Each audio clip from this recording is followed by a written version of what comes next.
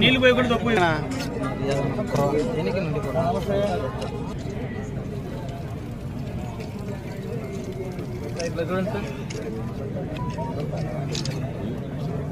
బాగుంటుంది మేడం. బాగా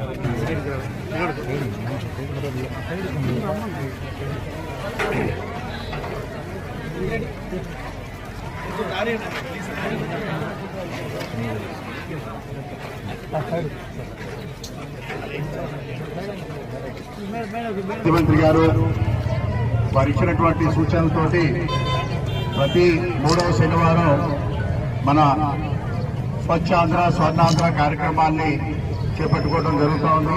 ఈ కాలుష్యం ఏదైతే ఉందో అది తగ్గించేదానికి అందరూ కూడా కృషి చేయాలి.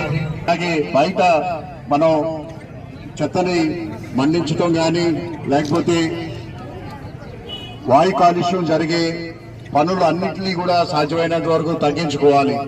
దానికి అతి ముఖ్యమైనటువంటి మనం చేయగలిగినటువంటిది, ప్రతి ఒక్కరూ చేయగలిగింది ఇవాళ సైకిల్ అనేది మన ఆరోగ్యాన్ని పెంచడమే కాకుండా మన చుట్టుపక్కల ఉన్నటువంటి వాతావరణాన్ని కూడా, ముఖ్యంగా వాయు కాలుష్యాన్ని తగ్గించడానికి అతి ముఖ్యమైనటువంటిది.